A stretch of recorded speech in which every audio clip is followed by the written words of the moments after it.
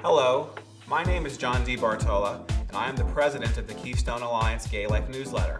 Welcome to today's broadcast. Some people have said that Chicago is a circus of a town when you deal with the police. There are those that feel that is what is happening right here in Pittsburgh. Many of you know the story that I'm going to talk about, the story of A.J. Richardson.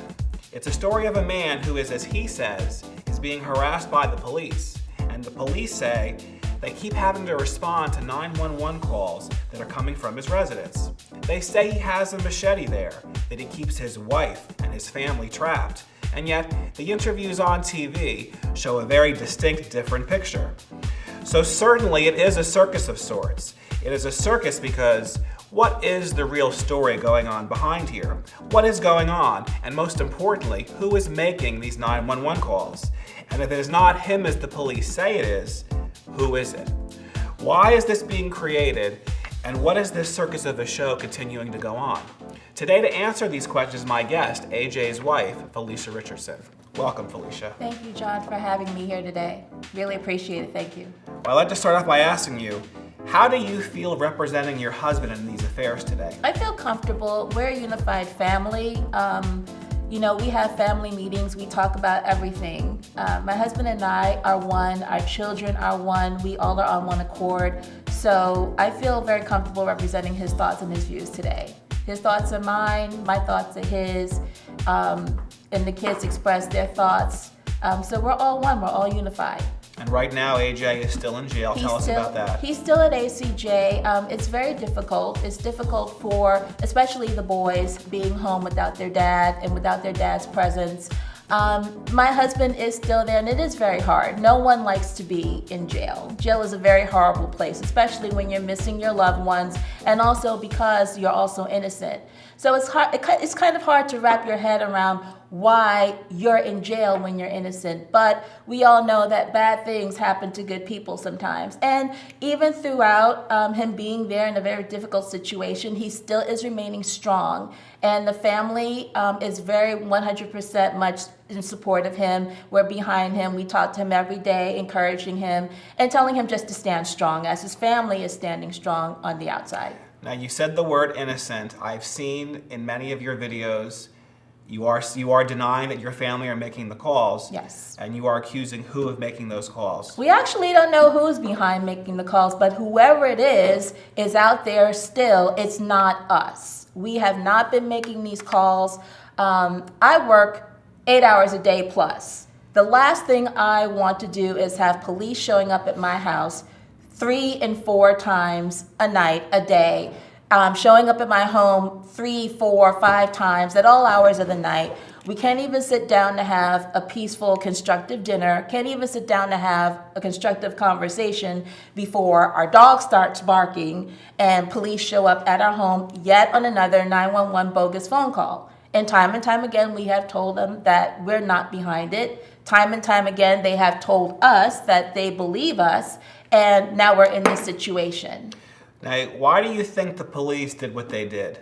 I'm not definitely sure why. We're not of the thought that everyone on the police force is bad. Every aspect of anything in society has its bad apples. There's bad in everything that is alongside with the good. So those who don't like an individual talking about cleaning up the community, getting rid of drugs, the issue of poverty, and making the community safe for our children who would benefit from criminal activity, those are possibly the ones behind it. It may not necessarily be the police in general, but might be a cooperative agreement amongst those that benefit financially from criminal activity remaining in a neighborhood. Now, there were reports in the paper that said your husband abused you. We read reports about him holding a machete to you, keeping you and your kids held hostage.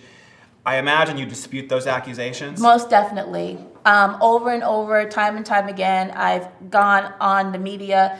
I've not been abused. I'm not this person that's claiming to have been held at gunpoint, been strangled, been beaten. There was one report where the husband was beating the wife and the children had marks all over their arms.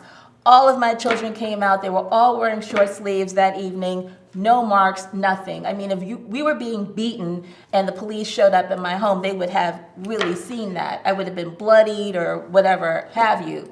As you look at me today, I am not beaten, and I've even displayed, my neck and my arms to everyone. No marks, nothing.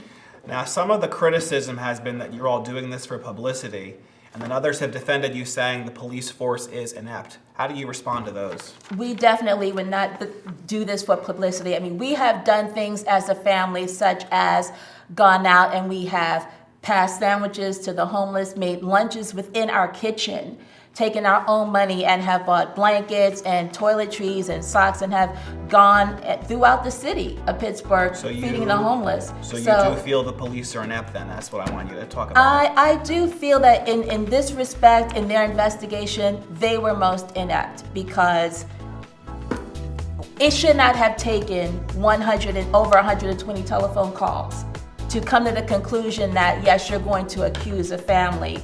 And I told them outright in the beginning, in week 2 of these occurrences, that if they definitely knew that it was us doing it, we would have long time been behind bars.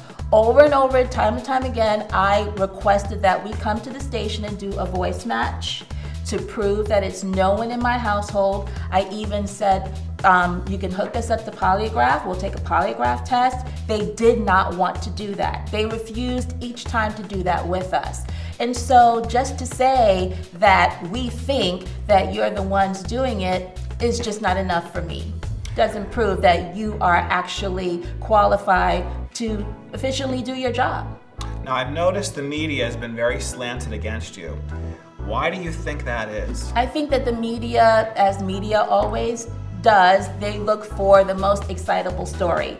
And so it's a little boring to portray a family as being innocent. If you tag along to all of the media hype of a family being guilty and all this is going on, they're very hungry. They're always looking for a story, and they're always looking for the most exciting, explosive story. And they showed you all holding hands, singing when the cops were at your house. Yes. To paint you in the worst. That's why I'm glad you came today to talk about your story. Yes, they paint us in the worst light, but there are other videos in which we explain and that demonstrate that that we're not in the worst light. I mean, by the 50th or 53rd time, yes, you're going to get some emotion. 120 times. Yes, correct? 120 times, over 120 times, and even at 2 o'clock in the morning, you're waking up an entire family. You're not going to be met with anger, especially when police officers are coming and they're rude and they're obnoxious. Now, obviously, we know your husband is fighting these charges. Yes. Do you think he will be vindicated, and what kind of plea bargains have you been offered already?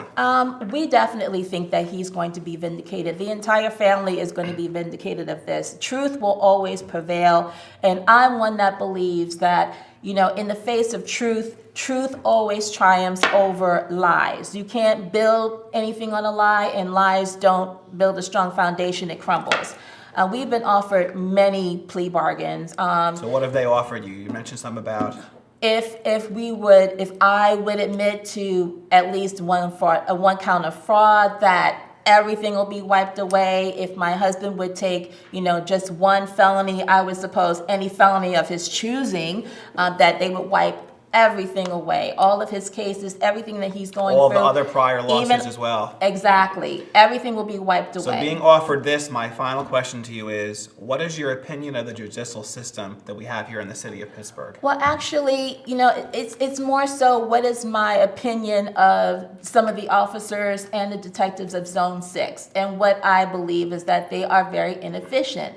And if I were to go a step higher to the DA's office, who should have ordered a full, thorough investigation with implementing voice technology, polygraphs, I think that they should have done that. I think that he was very inadequate at his position and his instructions to the police. He ordered them to come to my home and do search warrants and they performed searches, 5 searches of my home, 3 in which we willingly walked the police through our home. They found nothing. They didn't find what they were looking for, this person in distress. They did not find this person.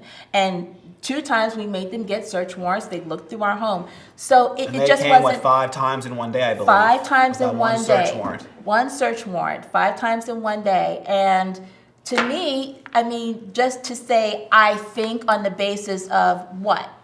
You didn't do a thorough investigation. So I am hoping and banking on the judicial system. I'm banking on the judges and or the jury to look at this with common sense and see it for what it is. And AJ is also running for state rep. He is. He's currently This will on air the in ballot. October. If he wins or loses, what's your opinion politically for you guys? Oh my gosh, I think that this would be a true upset in the city of Pittsburgh. In jail to win an election. Yes, and finally, I think the people of Pittsburgh and the people of our district will be putting their trust into someone that really speaks for the people. I mean, when my husband ran for mayor, he ran for councilman, and he's running for state rep.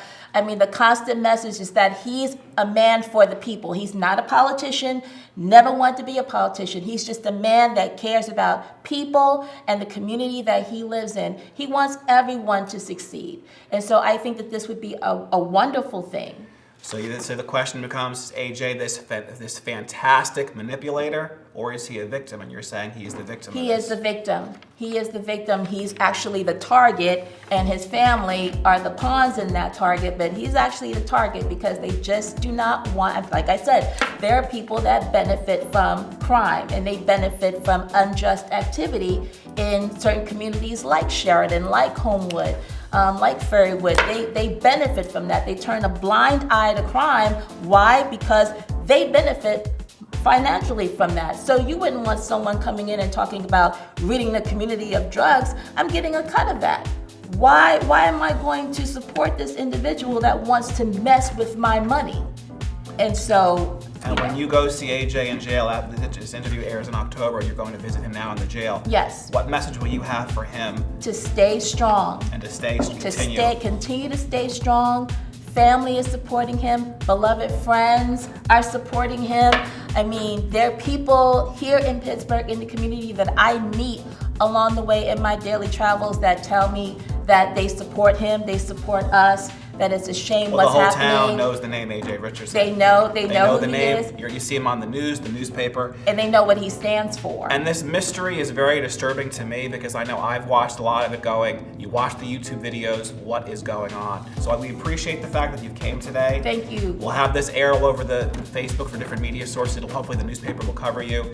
I hope viewers who are watching this that you take the time to research the Richardsons. They are claiming that they're being abused by a system that's not helping them get through this. They still need to find a public defender to help them fight the court cases. This is an ongoing story, and we will have them back for more follow-up because this is something that needs to be discussed. This mystery has got to be solved. Whoever's making these bogus calls, whether it is the family as the police claim or whether it is some outside source, who is the culprit? And hopefully the police will find it before it affects the DA's election. Yes. Hopefully. So, Felicia, thank you for coming on the show. Thank you so much, John. John. Give me a hug. Thank you. Thank you. And we'll all see you our next segment. Tune in shortly. We'll be back after this break. Thank you.